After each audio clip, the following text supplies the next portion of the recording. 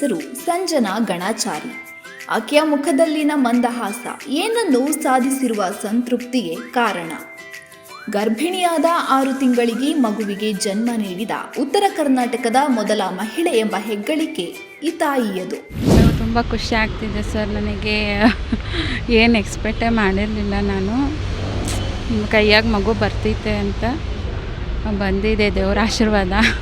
Doctor ಅಯ್ಯೋ ತುಂಬ ಅವರು ತುಂಬ ಇದು ಕೇರ್ ಮಾಡಿದ್ದಾರೆ. ನಮ್ಮ ಮಗುಗೆ ಹಗಲು ರಾತ್ರಿ ಭಾಳ ಕೇರ್ ಮಾಡಿದ್ದಾರೆ. ಸರು ಮಾಡ್ತಾರೆ, ನಮ್ಮ ಸರು ಭಾಳ ಚೆನ್ನಾಗಿ ಭಾಳ ಕೇರಿಂದ ನೋಡ್ಕೊಂಡಿದ್ದಾರೆ.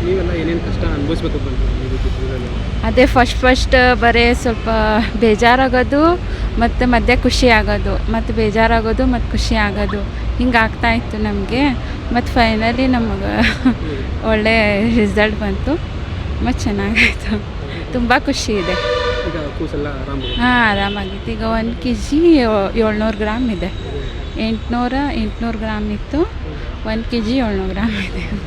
12 ವರ್ಷದ ಹಿಂದೆ ಮದುವೆ ಆಗಿದ್ದ ದಂಪತಿಗೆ 10 ವರ್ಷದ ಒಂದು ಮಗುವಿದೆ. ಇನ್ನೊಂದು ಮಗುವಿನ ಇಚ್ಛೆ ಹೊಂದಿದ್ದ ದಂಪತಿಗೆ ಮುಂದೆ ಮಕ್ಕಳಾಗಲಿಲ್ಲ. ಇದರಿಂದ ಬೇಸರಗೊಂಡಿದ್ದ ದಂಪತಿಗೆ ವೈದ್ಯರು ದೇವರ ರೂಪದಲ್ಲಿ ಕಂಡಿದಂತೂ ಸತ್ಯ. ವೈದ್ಯರು ತಿಂಗಳು ಪೂರ್ಣಗೊಳ್ಳುವ ಮೊದಲೇ ಅವಧಿ ಪೂರ್ವ ಜನನ ಮಾಡಿಸಿದ್ರು. ಗರ್ಭಕೋಶ ಬಾಯಿ ಸಡಿಲವಾಗಿ ಗರ್ಭಕೋಶದ ನೀರು ಸ್ರಾವವಾಗುತ್ತಿರುವುದರಿಂದ ಗರ್ಭಕೋಶದ ಬಾಯಿಗೆ ಹೊಲಿಗೆ ಹಾಕಲಾಗಿತ್ತು. ಆದರೆ ಕ್ರಮೇಣವಾಗಿ ಅತಿಯಾದ ಸೋರಿಕೆಯ ಕಾರಣ ಹೆರಿಗೆ ಅನಿವಾರ್ಯವಾಯಿತು. ತಾಯಿ ಹಾಗೂ ತಂದೆಯೊಡನೆ ಸಮಾಲೋಚನೆ ನಡೆಸಿ ಮಗುವಿನ ಜೀವದ ಗ್ಯಾರಂಟಿ ಇಲ್ಲದಿದ್ದರೂ ಯಶಸ್ವಿಯಾಗಿ ಹೆರಿಗೆ ಮಾಡಿ ತಾಯಿ ಮಗುವನ್ನು ರಕ್ಷಣೆ ಮಾಡಲಾಗಿದೆ. ಆ್ಯಕ್ಚುಲಿ ಅದು ಈ ಕೇಸ್ ಭಾಳ ಚಾಲೆಂಜಿಂಗ್ ಆಗಿತ್ತು. ಬಿಕಾಸ್ 26 ವಾರದ ಮೇಲೆ ನಾನು ಕೇಸಸ್ ಹ್ಯಾಂಡಲ್ ಮಾಡಿದ್ದೆ. ಈ ಥರ ಏನಾರು ಅರ್ಲಿ ಡೆಲಿವರಿ ಆಗ್ತಾಯಿತ್ತು, ನೀರು ಹೋಗ್ತಾಯಿತ್ತು, ಡೆಲಿವರಿ ಇನ್ನೇನು ಇದಾಗ್ತದೆ ಅಂತ. ಬಟ್ ಇದು 24 ವಾರ 6 ದಿವಸ ಆಗಿತ್ತು. ಸೊ ಇದ್ರದ್ದೇನೆಂದರೆ ಪ್ರಾಬ್ಲಮ್ಮು ಆ್ಯಕ್ಚುಲಿ ಇವರು ನಂದು ಮುಂಚೆಯಿಂದ ನನ್ನ ಕಡೆ ತೋರಿಸ್ತಾ ಇರಲಿಲ್ಲ, ಬೇರೆ ಕಡೆ ತೋರಿಸ್ತಾ ಇದ್ರು. 20 ವಾರಕ್ಕೆ ಅವ್ರದ್ದು ಗರ್ಭಕೋಶದ ಬಾಯಿ ಲೂಸ್ ಆಗಿದೆ ಅಂತಂದು ಪ್ರೀವಿಯಸ್ ಡಾಕ್ಟರ್ ಸ್ಟಿಚ್ಚು ಕೂಡ ಹಾಕಿದ್ರು. ಅವರು ತಮ್ಮ ಕಡೆಯಿಂದ ಏನೇನು ಎಫರ್ಟ್ಸ್ ಮಾಡಬೇಕಿತ್ತು ಪಾಪ ಅವ್ರಿಗೆಲ್ಲ ಕರೆಕ್ಟಾಗಿ ಮಾಡಿದರು. ಸೊ ಅದು ಸ್ಟಿಚ್ ಹಾಕಿ 4 ವೀಕ್ಸ್ 1 ತಿಂಗಳಿಗೆ ಅವ್ರಿಗೆ ಪೇಷಂಟ್ಗೆ ನೀರು ಹೋಗೋಕ್ಕೆ ಸ್ಟಾರ್ಟ್ ಆಗಿತ್ತು. ಸೊ ನೀರು ಹೋಗಿ ಜಾಗ 4-5 ಸೆಂಟಿಮೀಟರ್ ಕುಲ್ಲಾಗ್ಬಿಟ್ಟಿತ್ತು. ಕೇವಲ 840 ಗ್ರಾಂ ತೂಕ ಹೊಂದಿದ್ದ ಮಗುವನ್ನು 30 ದಿನಗಳ ಕಾಲ ವೈದ್ಯರು ಆರೈಕೆ ಮಾಡಿದ್ರು.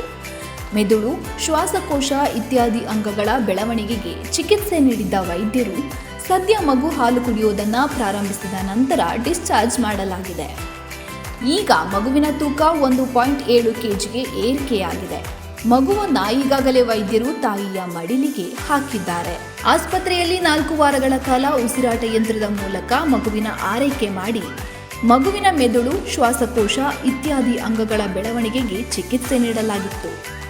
ತಾಯಿ ಗರ್ಭದಲ್ಲಿ ಆಗಬೇಕಾದ ಬೆಳವಣಿಗೆಯನ್ನು NICUನಲ್ಲಿ ಮಾಡಲಾಗಿದೆ.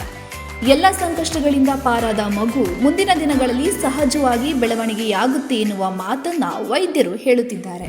ಇದೇ ಮೊದಲನೇ ಬಾರಿಗೆ ನಾರ್ತ್ ಕರ್ನಾಟಕ ರೀಜನಲ್ಲಿ ಸ್ಪರ್ಶಂ ಚಿಲ್ಡ್ರನ್ಸ್ ಹಾಸ್ಪಿಟಲಲ್ಲಿ 25 ವಾರದಲ್ಲಿ ಜನಿಸಿರುವಂಥ ಮಗು, ಅಂದರೆ ಪ್ರೀಮೆಚ್ಯೂರ್, ಎಕ್ಸ್ಟ್ರೀಮ್ ಪ್ರೀಮೆಚ್ಯೂರ್ ಅಂತ ಹೇಳ್ತೀವಿ. ಅಂದರೆ 6 ತಿಂಗಳ ಗರ್ಭಾವಸ್ಥೆಯಲ್ಲಿ ಡೆಲಿವರಿ ಆಗಿರುವಂಥ ಮಗುನ ಉಳಿಸಿ 80 ದಿನ ಅದಕ್ಕೆ ಆರೈಕೆ ಕೊಟ್ಟು ನಮ್ಮ ನರ್ಸಿಂಗ್ ಸ್ಟಾಫ್ಸ್ ಅಂತ ಏನು ಹೇಳ್ತೀವಿ ಅವರ ಒಂದು ಹೃದಯಪೂರ್ವಕ ಆರೈಕೆಯಲ್ಲಿ ಮಗು ಹೊರಗಡೆ ಬಂದಿದ್ದು ಮೊದಲನೇ ಬಾರಿಗೆ. ಆ್ಯಂಡ್ ನಮಗೆ ಭಾಳ ಖುಷಿ ಐತಿ. ಒಟ್ಟಿನಲ್ಲಿ ಇನ್ನೊಂದು ಮಗುವಿನ ನಿರೀಕ್ಷೆಯಲ್ಲಿದ್ದ ದಂಪತಿಯ ಕನಸು ನನಸಾಗುವಂತೆ ವೈದ್ಯರು ಮಾಡಿದ್ದಾರೆ. ಇದು ಉತ್ತರ ಕರ್ನಾಟಕದಲ್ಲಿಯೇ ಇದೊಂದು ಅಪರೂಪದ ಪ್ರಕರಣ. ವೈದ್ಯರ ಕಾರ್ಯಕ್ಕೆ ಜನತೆಯಿಂದ ಮೆಚ್ಚುಗೆ ವ್ಯಕ್ತವಾಗುತ್ತಿದೆ. ಕ್ಯಾಮ್ರಾ ಜರ್ನಲಿಸ್ಟ್ ಅಸ್ಲಾಂ ಜೊತೆ ವೆಂಕಟೇಶ್ ದಾಸರ, ಯೂನಿವರ್ಸಲ್ ನ್ಯೂಸ್, ಹುಬ್ಬಳ್ಳಿ.